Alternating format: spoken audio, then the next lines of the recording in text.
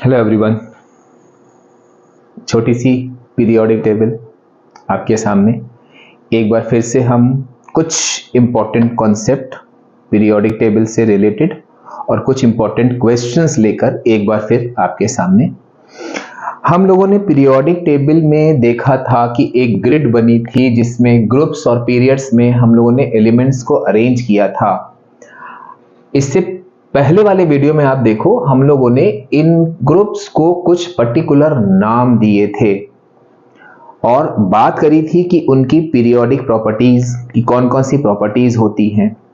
उसी कंटिन्यूएशन में अगर आपको ध्यान हो, नहीं ध्यान हो तो आप मेरा प्रीवियस वीडियो देख लो, जिसमें हम लोगों ने कहा था 1A ग्रुप के elements are called alkali metals. हम इस वीडियो में ये देखेंगे कि जो भी हमारे पर्टिकुलर ग्रुप के एलिमेंट्स हैं वो पर्टिकुलर ग्रुप क्यों कहलाता है, पहली चीज, और उनकी कैरेक्टरिस्टिक्स क्या क्या होती हैं। अगर हम कहें कि एल्कली मेटल्स तो आपका ध्यान जाएगा कि सर देखिए, hydrogen, lithium, sodium and potassium. हमने कहा वेरी गुड। फिर हमने कहा था कि इसको लिखने के बाद आप नंबर डाल लीजिएगा 1 2, जो नंबर आप लिखोगे वो आप उसका एटॉमिक नंबर होगा। तो हाइड्रोजन का एटॉमिक नंबर 1 हो गया, लिथियम का 3 हो गया, सोडियम का 11 हो गया, पोटेशियम का 19 हो गया। हमने कहा जरा इनका इलेक्ट्रॉनिक कॉन्फ़िगरेशन बना लो। सॉरी, तो आप कहोगे सर देखिए 1 2 1 2 1 2 1 8 1।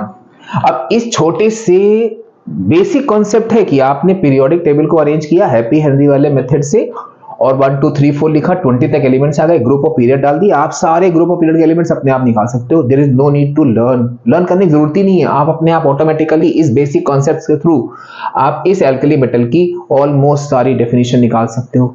हमने आपसे कहा कि बेटा इन एल्कली मेटल्स में आप ध्यान से देखो और बताओ कि इनकी इलेक्ट्रॉनिक कॉन्फ़िगरेशन में क्या सिमिलरिटी है। आप कहोगे 1 वैलेंस इलेक्ट्रॉन सब में होता है।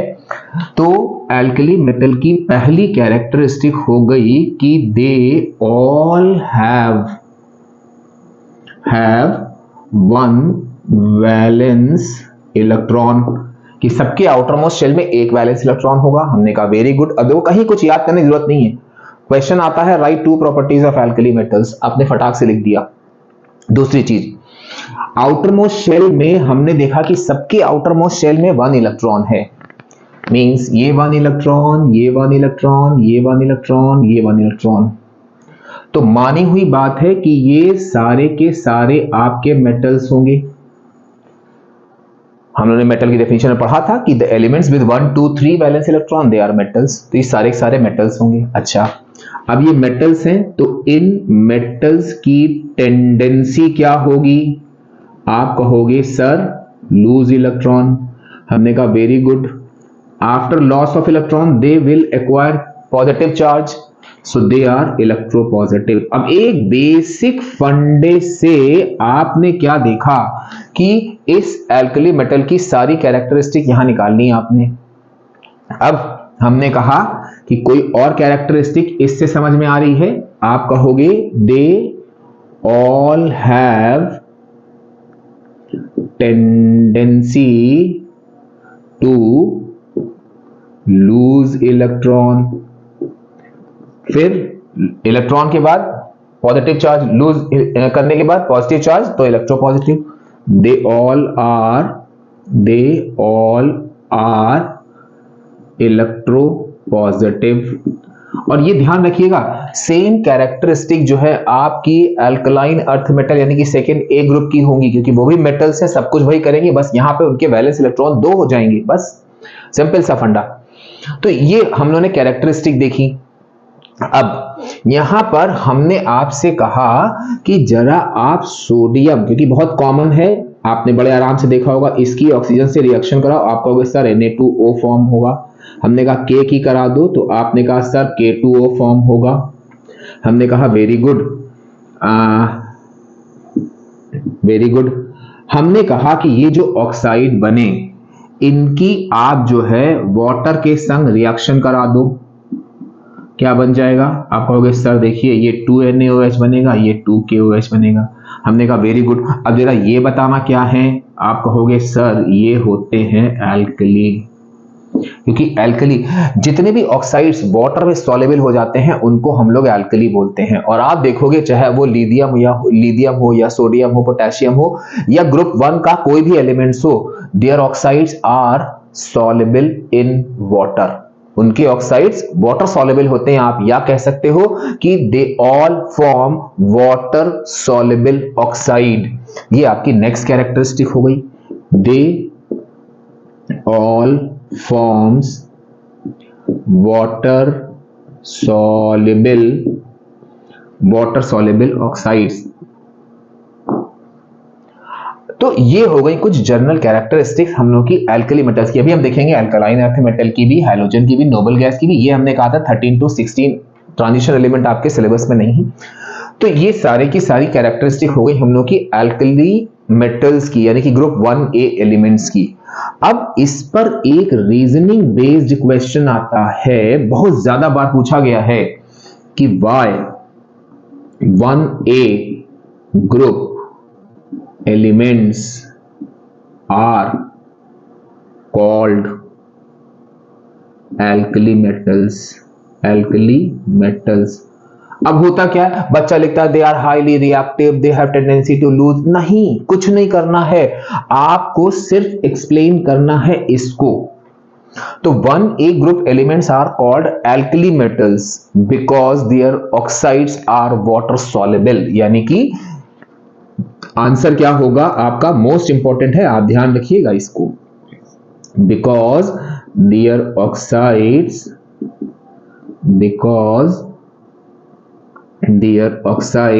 Are water. कुछ भी नहीं लिखना है, कुछ भी नहीं लिखना है इसके अलावा, because their oxides are water soluble. ये हम इसलिए बता रहे हैं कि हम लोग मार्क्स काटते हैं। बच्चा क्या करता है कि वो इस एल्कली मेटल की कैरेक्टरिस्टिक लिख देता है कि दे आर हाईली, अच्छा हाँ एक तो कैरेक्टरिस्टिक छूट गई कि दे आर हाईली रिएक्टिव। अच्छा ये 1 वैलेंस इलेक्ट्रॉन होता है, तो इन सब की, हाँ ये चीज भी आप लिख सकते हो, उसमें बढ़ा सकते हो अपने बेसिक नॉलेज के बेसिस पर कि इन सब की वैलेंसी 1 होती है। और यहां पर दे आर हाईली रिएक्टिव, बहुत रिएक्टिव होते हैं। सोडियम, पोटेशियम, ये तो इतने रिएक्टिव होते हैं कि इनको केरोसिन ऑयल में रखा जाता है, नॉर्मल एटमॉस्फेयर की एयर से बहुत विगरस रिएक्शन करते हैं। अगर आप सोडियम या वाटर चैप्टर में आप देखो, हमने इसको हाईलाइट किया है, सोडियम और पोटेशियम, इनको अगर आप पानी में डाल दो तो ये तुरंत दे कैचेस फायर, तुरंत आग पकड़ लेते हैं, इतने रिएक्टिव होते हैं। तो ये हो गया हम लोग का 1A ग्रुप यानी कि एल्कली मेटल की कुछ कैरेक्टरिस्टिक्स और उससे रिलेटेड ये इंपॉर्टेंट क्वेश्चन। अब हम बात करते हैं सेकंड ए में आप ध्यान रखना है केवल एक प्रॉपर्टी आपकी चेंज है, बाकी सारी चीजें आपकी सिमिलर हैं। आप कोई भी प्रॉपर्टी लिख सकते हो और वो प्रॉपर्टी चेंज क्या है कि दे हैव 2 वैलेंस इलेक्ट्रॉन, मतलब उनकी वैलेंसी 2 होती है। तो जो हमारा सेकंड ए ग्रुप होता है जिसको हम लोग बोलते हैं एल्कलाइन अर्थ मेटल, यहां पर प्रॉपर्टीज में, क्योंकि इससे टाइम भी बचेगा आपको और आपको याद करने में भी आसान रहेगा, properties similar to alkali metal. बस यहां पर एक प्रॉपर्टी इसकी डिफरेंट होती है कि they all have 2 valence electron, यानी कि इसकी वैलेंसी जो है वो आपकी होती है 2। ये हो गए हम लोग के सेकेंड ए ग्रुप के एलिमेंट्स के बारे में खास बात। अब यहां पर भी सेम चीज है कि why they are alkaline earth metal, तो यहां पे आपको करना है oxides are highly soluble, but होता क्या है कि they are found in earth crust. Second A group के एलिमेंट्स है, ये अर्थ क्रस्ट में मिलते हैं, तो they are found in earth crust, ये अर्थ क्रस्ट में मिलते हैं। तो ये जो है आपका सिंपल सा एक फिनोमिना हो गया कि why these particular two elements are called alkali metals। अब हमने टेबल इसलिए शुरू में बना ली थी क्योंकि यार टेबल से रिलेटेड बहुत सारी इंपॉर्टेंट चीजें बतानी है आपको, इसलिए हमने कहा टाइम वेस्ट ना करके शुरुआत में थोड़ा सा टेबल बना लें। अब हम लोग आते हैं 17th ग्रुप। 17th ग्रुप आपके होते हैं हैलोजेंस। अब अगर आप इसको दो पार्ट्स में ब्रेक करो, हेल एंड जेन, तो हेल होता है आपका सॉल्ट और जेन होता है जनरेटर से याद रखो आप, प्रोड्यूसर, सॉल्ट प्रोड्यूसर। आप देखो ना, सोडियम NaCl, KCl, ये सारे के सारे आपके क्या होते हैं, सॉल्ट प्रोड्यूस करते हैं। और सी, इनका जो मेन सोर्स होता है वो सी होता है। आपने देखा होगा सोडियम हमको समुद्र से मिलता है, पोटेशियम, सोडियम हो गया, फ्लोरीन हो गई, क्लोरीन हो गई, आयोडीन हो गई, ब्रोमीन हो गई, सारे के सारे हमको सी में मिलते हैं। तो 17th group elements are called halogens. अब हम 17th ग्रुप के एलिमेंट्स की बात करें, मान लो हमने कहा बेटा फ्लोरीन ले लो, क्लोरीन ले लो, फ्लोरीन का 9। अब इस तरह से आप एटॉमिक नंबर के बेसिस पर आप देखोगे इनकी कितनी सारी कैरेक्टरिस्टिक निकाल सकते हो। 2, 8, 7 टेंडेंसी क्या होगी, 1 इलेक्ट्रॉन गेन करने की, तो ये 1 इलेक्ट्रॉन गेन करते हैं। वैलेंसी इनकी भी 1 होगी। उसके बाद यहां पर ये भी हाईली रिएक्टिव होते हैं, valency 1, highly reactive, tendency accept electron की हो गई, तो क्या होगा कि they are electronegative in nature. तो अब यहां पर क्या हुआ आपका कि इनकी जरा कैरेक्टरिस्टिक की बात करें तो 17 ग्रुप के एलिमेंट्स की सबसे पहली कैरेक्टरिस्टिक क्या आ गई कि इनकी वैलेंसी जो है वो आपकी 1 होती है। दे ऑल हैव 1 वैलेंसी। उसके बाद हाईली रिएक्टिव, आपने देखा होगा भाई क्लोरीन और ब्रोमीन, आयोडीन, फ्लोरीन कोई भी हो, ये बहुत जल्दी रिएक्शन कर जाते हैं, हाईली रिएक्टिव होते हैं। Electron gains, they all gain 1 electron, और इलेक्ट्रॉन 1 गेन करते हैं तो they are electronegative in nature. अब होता क्या है, बच्चों को ये प्रॉपर्टी याद होती है। अब क्वेश्चन आ गया कि why 1A group elements are alkali metals, बच्चा उनकी कैरेक्टरिस्टिक उठा ले देता है, ये गलती मत करना, ठीक। तो ये हम लोग का 17 ग्रुप के कुछ एलिमेंट्स हो गए। अभी इन पर बेस्ड 2 इंपॉर्टेंट क्वेश्चन है, जो अभी हम पहले ये बता दें सारी कैरेक्टरिस्टिक, फिर इंपॉर्टेंट क्वेश्चन को आप उनको इनकी कैरेक्टरिस्टिक में भी डाल सकते हो, लेकिन हमने उनके इंपॉर्टेंट क्वेश्चन बना लिए हैं। फिर हम लोग आते हैं आपका 18th ग्रुप। 18th ग्रुप, अब 18th ग्रुप में आप देखोगे कि आपका हीलियम है, नियॉन है एंड आर्गन है।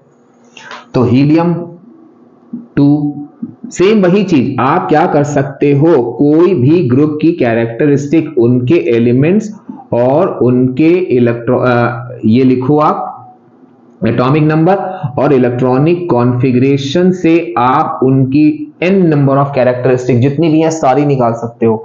अब आप देखो आउटर मोस्ट शेल में यहाँ पे 8 इलेक्ट्रॉन, क्या ये कोई इलेक्ट्रॉन एक्सेप्ट करेगा? आप कहोगे नहीं सर, ऑक्टेट तो ऑलरेडी कंप्लीट है, ऑक्टेट कंप्लीट है, हीलियम का ड्यूप्लेट कंप्लीट है। तो ये क्या होते हैं, neither they lose electron nor they gain electron. क्यों? बिकॉज देयर ड्यूप्लेट और ऑक्टेट इज कंप्लीट। इस पर भी एक बहुत इंपॉर्टेंट रीजनिंग क्वेश्चन है, जो अभी हम रीजनिंग वाले सारे क्वेश्चन में एक संग बताएंगे आपको। तो यहां पर क्या हुआ कि they all have 0 valency. 0 valency मतलब इनकी वैलेंसी जो है वो आपकी 0 होती है। क्यों? क्योंकि इनका कंप्लीट ड्यूप्लेट और ऑक्टेट, इनका ड्यूप्लेट या ऑक्टेट कंप्लीट होता है, और ये बिल्कुल भी रिएक्टिव नहीं होते हैं और ना ही कोई कंपाउंड फॉर्म करते हैं। तो ये आपके अनरिएक्टिव होते हैं। और इसके बाद they do not form any compound in normal conditions. कुछ अभी डिस्कवरीज हुई हैं जिनमें ये देखा गया है कि कुछ जो आपके नोबल गैसेस हैं वो आपकी क्या करती हैं कि ऑक्साइड्स फॉर्म कर लेती है, लेकिन under specific conditions. Normal condition पे ये कोई भी कंपाउंड फॉर्म नहीं करती हैं। कंपाउंड फॉर्म क्यों नहीं करेंगी? Because due to their complete duplet और ऑक्टेट, या आप ये कह सकते हो कि इस ड्यूप्लेट या ऑक्टेट की कंप्लीट होने की वजह से इनके जो इलेक्ट्रॉनिक कॉन्फ़िगरेशन है वो स्टेबल होते हैं। अब अभी उन रीजनिंग वाले क्वेश्चन में हम लोग इस चीज को फोकस करेंगे। तो ये हो गए हम लोग के कुछ मेन टर्म्स जो हम लोगों ने देखे कि जो हम लोगों ने पर्टिकुलर नाम दिए थे ग्रुप के, उन ग्रुप की कैरेक्टरिस्टिक्स क्या हैं। अब जैसा कि हमने आपसे बोला था कि हम आपको कुछ इंपॉर्टेंट डेफिनेशन बताएंगे, कुछ रीजनिंग वाले क्वेश्चन बताएंगे जो आप देखो ध्यान से। अच्छा, एक हम छोटा सा फंडा अगर यहां आपसे पूछें कि बेटा ये बताओ कि इस 1A ग्रुप के जो एलिमेंट्स हैं हाइड्रोजन, लिथियम, सोडियम, पोटेशियम, ये प्रॉपर्टी में सिमिलर होंगे, प्रॉपर्टीज में सिमिलर होंगे। आप कहोगे हाँ, हम कहेंगे क्यों? आप कहोगे अरे sir they all belongs to same group. हमने कहा वेरी गुड। सेकेंड ए, आपने कहा सर सिमिलर चीज इसमें भी होगी कि beryllium, magnesium and calcium will have similar properties. Hydrogen, lithium, sodium, potassium they will have similar properties. Boron, aluminium they will have similar properties and so on. हमने कहा कि बहुत अच्छा आपने बोला, लेकिन अगर हम आपसे कहें कि लिथियम की प्रॉपर्टी मैग्नीशियम से मैच कर रही है, कुछ प्रॉपर्टी सिमिलर होती हैं, बेरिलियम की कुछ प्रॉपर्टीज एल्यूमिनियम से सिमिलर होती हैं, बोरॉन की कुछ प्रॉपर्टीज लिथियम सिलिकॉन से सिमिलर होती हैं। आप कहोगे अरे नहीं सर कैसे हो सकती हैं, ये अलग ग्रुप हो गया, ये अलग हो गया, ये अलग हो गया। सेम ग्रुप के एलिमेंट्स की प्रॉपर्टी सिमिलर होती हैं। आप ये कुछ और ग्रुप का ले रहे हो, ये कुछ और ग्रुप का ले रहे हो, आप कह रहे हो प्रॉपर्टी सिमिलर है। हम कहेंगे यस होता है, कुछ प्रॉपर्टीज, सारी नहीं, कुछ प्रॉपर्टीज। और ये जो हम फंडा बताने जा रहे हैं ये आपका सिर्फ पीरियड 2 और पीरियड 3 के एलिमेंट्स के बीच में होता है। अगर हम आपसे पूछें बेटा ध्यान से देखो, ये बताओ हमने यहां एरो किस डायरेक्शन में लगाए हैं। आप कहोगे अरे सर ये तो डायगोनल एरो लग रहे हैं, डायगोनली आपने ड्रॉ कर दिए हैं। हम कहेंगे वेरी गुड। क्यों? क्योंकि ये हम लोगों का कहलाता है डायगोनल रिलेशनशिप। बहुत इंपॉर्टेंट डेफिनेशन है और बहुत इंपॉर्टेंट कॉन्सेप्ट है पीरियोडिक टेबल का, डायगोनल रिलेशनशिप। यानी कि first 3 elements of period 2 diagonally resembles in period 3 elements. This relationship is called diagonal relationship. ध्यान रखना। तो आइए चलते हैं, नेक्स्ट डेफिनेशन है हम लोगों की डायगोनल रिलेशनशिप। ये जब आता है हम लोग देखते हैं कि बच्चा इस क्वेश्चन को नंबर डाल के ब्लैंक छोड़ देता है, बाकी क्वेश्चन कर लेता है, फोकस ही नहीं करता है इस चीज पे। तो आप यहां पे डायगोनल रिलेशनशिप में आपको क्या लिखना है कि first three elements of period, first 3 elements of period 2 diagonally resembles with period 3 elements. This relationship is called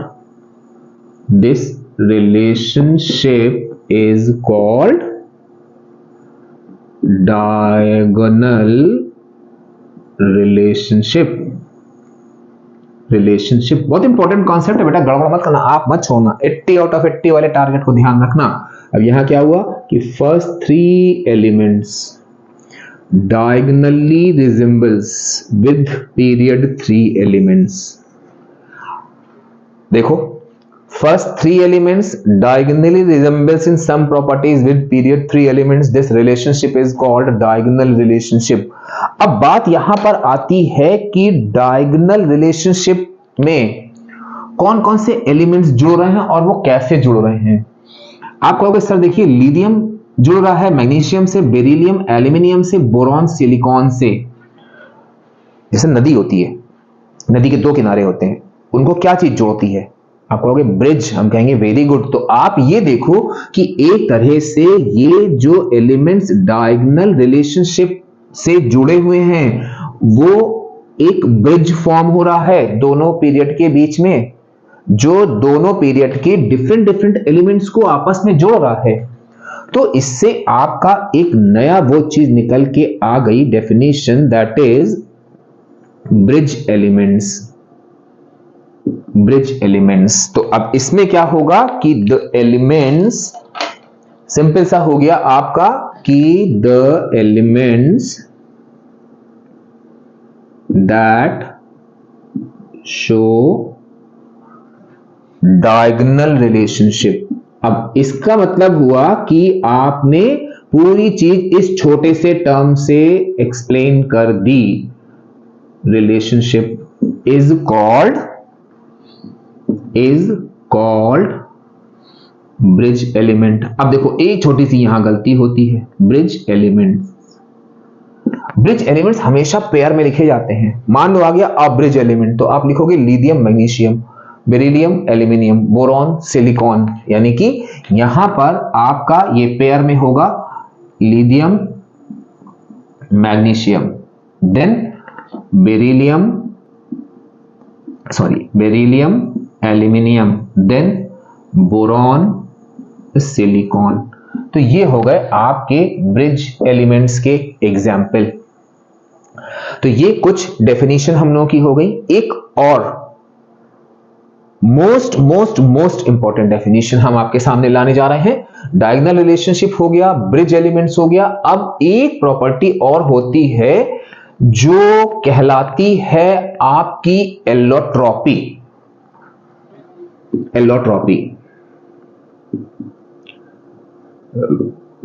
अब अगर हम आपसे कहें कि आप आप कोयला ले लो, कोल, और डायमंड ले लो, आप कहोगे अरे सर कोयला कौन लेगा, हम तो सीधे डायमंड लेंगे। हम कहेंगे बेटा दोनों ही तो कार्बन से मिलकर बने हुए हैं।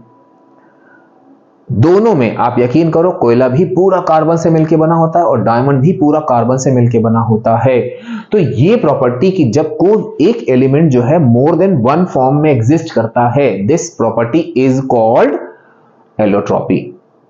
The property of elements to exist in more than one form. तो ये आपका हो गया कि the property of elements to exist in more than one form,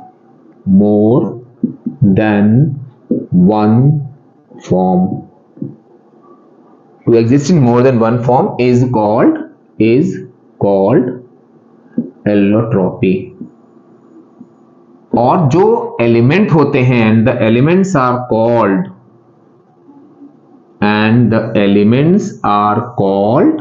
allotropes. अब यहां पर क्या हो गया आपका कि for example coal and diamond दोनों सिमिलर प्रॉपर्टी शो करेंगे। कोल को भी आप अगर बर्न करोगे तो वो आपका CO देगा, कार्बन मोनोऑक्साइड इनकम्प्लीट में, और कार्बन डाइऑक्साइड कंप्लीट में। डायमंड को भी अगर आप बर्न करोगे तो कंप्लीट कंबशन होगा, CO2 मिलेगी, इनकम्प्लीट कंबशन होगा, कार्बन मोनोऑक्साइड मिलेगी। सिमिलर प्रॉपर्टी शो करते हैं, लेकिन देखने में अलग अलग होते हैं। फिजिकल प्रॉपर्टीज डिफरेंट होती हैं, केमिकल प्रॉपर्टीज सेम होती हैं। तो यहां पर आपका क्या निकल के आया कि फिजिकल प्रॉपर्टीज, भाई देखो फिजिकल प्रॉपर्टीज के बेसिस पर तो हमने दो चीजें रखी। हमने कहा बेटा एक उठा लो, तो सीधी सीधी बात है आप पहले डायमंड उठाओगे। हम कह रहे क्यों उठा रहे भैया, दोनों कार्बन से मिलकर बने, तो आपको कह रहे सर देखने में अच्छा लग रहा है। तो फिजिकल प्रॉपर्टीज डिफरेंट होती हैं और एलोट्रॉप्स की जो केमिकल प्रॉपर्टीज होती हैं वो होती हैं सेम। तो ये चीज आपको ध्यान रखनी है। ये हो गई हम लोगों की तीसरी सबसे important definition, allotropy, diagonal relationship, bridge elements. इनमें से डिफाइन द फॉलोइंग में एक डेफिनेशन जरूर होती है। तो ये हो गया हम लोगों का एलोट्रॉपी का कॉन्सेप्ट। अब हमने जैसे शुरू में आपसे कहा था कि कुछ इंपॉर्टेंट रीजनिंग बेस्ड क्वेश्चन इस चैप्टर से आते हैं, जो कि आता हुआ बच्चा सोचता है कि अरे यार ये कहां से आ गया। तो उसी में हम आते हैं। अभी हम लोगों ने देखा था कि गिव रीजन, हम लोगों ने देखा था कि जो 1A ग्रुप के एलिमेंट्स थे वो क्या कर रहे थे, एक इलेक्ट्रॉन लूज कर रहे थे, इलेक्ट्रॉन को लूज करने के बाद उन पे पॉजिटिव चार्ज आ रहा था जिससे वो इलेक्ट्रोपॉजिटिव हो गए थे। इलेक्ट्रॉन का इस तरह से किसी भी एलिमेंट से बाहर निकल जाना, तो वो एलिमेंट किस टाइप का कहलाएगा? वो एलिमेंट कहलाता है रिड्यूसिंग एजेंट। तो यहां पर आपका एक क्वेश्चन आता है कि alkali metals are very good reducing agent. तो यहां पर सिंपल सा आपका आंसर क्या होगा कि बिकॉज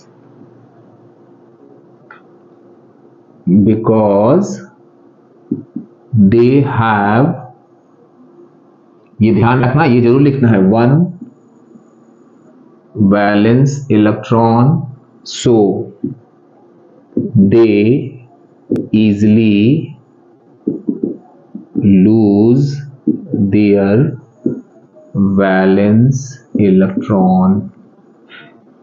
तो यहां पर क्या हुआ कि they have 1 valence electron, they easily lose their valence electron। तो that's why alkali metals are very good reducing agent, क्योंकि reducing agent की प्रॉपर्टी, reducing agent डेफिनेशन ही होती है कि जो इलेक्ट्रॉन को लूज करते हैं।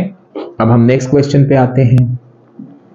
सिमिलरली क्वेश्चन है आपका halogens are very good oxidising. ये आप किसी भी नॉन मेटल के लिए बोल सकते हो कि they are very good oxidising agents. तो यहां पर क्या होगा कि बिकॉज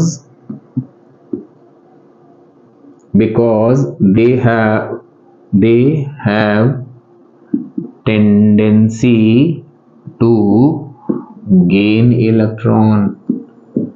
ये gain electron, tendency to gain electron लिख दो या gain 1 इलेक्ट्रॉन लिख दो, उससे कोई फर्क नहीं पड़ता। अब आप देखो जितने भी मेटल्स होंगे सबकी टेंडेंसी होती है इलेक्ट्रॉन को लूज करने की। तो आपका मान लो ये ना कि केवल इतना क्वेश्चन आ गया कि metals are very good reducing agent, तो आप यहां पे 1 वैलेंस इलेक्ट्रॉन ना करना, because they have tendency to lose electron. Non metals are very good oxidising agent because they have tendency to gain electron. तो ये आपका कॉन्सेप्ट हो गया इस चीज का। तो ये हम लोग देखें कुछ गिव रीजन वाले इंपॉर्टेंट क्वेश्चंस, जो कि आपके अक्सर गिव रीजन वाले में 1-2 पीरियोडिक टेबल से 2 या 3 रीजनिंग बेस्ड क्वेश्चन जरूर होते हैं। तो ये हम लोगों ने देख लिया कि इस पीरियोडिक टेबल से रिलेटेड कुछ क्वेश्चन। अब एक 5 नंबर में क्वेश्चन आता है, हम उस क्वेश्चन के थ्रू ही आपको वो बेसिक कॉन्सेप्ट समझाने जा रहे हैं। एक क्वेश्चन आता है इस टाइप से कि an element with atomic number 15, एक एलिमेंट है with atomic number 15, part 1, is it metal और नॉन मेटल। सेकेंड पार्ट में give reason for part 1। Third part में state its group and period. Third, what is valency of an element X with, what is valency of X। अब देखो यहां पे बहुत सारे तरीके हैं। आपने क्या किया, आपने सोचा चलो पूरी पीरियोडिक टेबल बना लेते हैं, उसके बाद देखा 15 पे क्या आ रहा है, फास्फोरस आ रहा है, बस आपने अपने सारे पार्ट के आंसर दे दिए। नो डाउट आंसर सही निकल आएगा, लेकिन बहुत सारा टाइम लगेगा आपका। एक छोटा सा तरीका बताते हैं आपको। जब भी कोई ऐसा क्वेश्चन आ जाए, आप क्या करो कि एटॉमिक नंबर से आप देखो क्या क्या इंफॉर्मेशन निकाल सकते हो। एटॉमिक नंबर ले लो, उसका इलेक्ट्रॉनिक कॉन्फ़िगरेशन निकाल लो। अब आप देखो ध्यान से, इज इट मेटल और नॉन मेटल। तो आपको मालूम है कि मेटल क्या होते हैं, एक बार जल्दी से क्विक रिवाइज कर लें हम लोग। Metal 1 2 3 valence electron, non metal क्या होते हैं 4 5 6 7 वैलेंस इलेक्ट्रॉन। इसके आउटर मोस्ट शेल में कितने इलेक्ट्रॉन है 5, क्या होगा नॉन मेटल। तो फर्स्ट पार्ट का आपका ये सॉल्यूशन हुआ, फर्स्ट पार्ट में आपका हो गया नॉन मेटल, नॉन मेटल। अब हमने कहा ये नॉन मेटल क्यों है, आप कहोगे sir the elements with 4 5 6 7 valence electron. तो आपका यहां देखो सेकेंड पार्ट का आंसर भी आ गया कि इट हैज 5 वैलेंस इलेक्ट्रॉन। तो ये आपका नॉन मेटल हो गया। अब स्टेटेड ग्रुप्स एंड पीरियड, आप हो गया अरे सर देखिए ना ये आ गया आपका पूरा बनाया, उतनी देर टाइम वेस्ट किया। आपने कहा सर देखिए ये 15th ग्रुप का है और 3rd पीरियड का है। हमने कहा नो डाउट आंसर सही है, लेकिन होता क्या है कि हम इस ग्रुप और पीरियड को कैसे फाइंड आउट करें। तो इस क्वेश्चन के बेसिस पर हम आपको बताने जा रहे हैं कि how to find group and period. आप ग्रुप एंड पीरियड कैसे फाइंड करो। सबसे पहले क्या करो कि एटॉमिक नंबर लिखो, इलेक्ट्रॉनिक कॉन्फ़िगरेशन बनाओ 2, 8, 5। और अब दो चीजें आप ध्यान रखना कि डेफिनेशन समझ लो, मतलब ये समझ लो, आपका फॉर्मूला तो नहीं कहेंगे, कॉन्सेप्ट समझ लो कि पीरियड निकालना है तो पीरियड होता है आपका नंबर ऑफ शेल्स के बराबर। पीरियड होते हैं नंबर ऑफ शेल्स के बराबर। और ग्रुप के लिए आप क्या करो, बहुत ध्यान से, क्योंकि शुरुआत के 2 ग्रुप रोमन में लिखे जाते हैं, बाकी सब आपके इंडो न्यूमेरिक 13 14 15 16 लिखे जाते हैं। तो ग्रुप में आप इसको 2 हिस्सों में डिवाइड कर लो। इफ वैलेंस इलेक्ट्रॉन 1 and 2, तो आपका ग्रुप होगा 1A एंड सेकेंड A।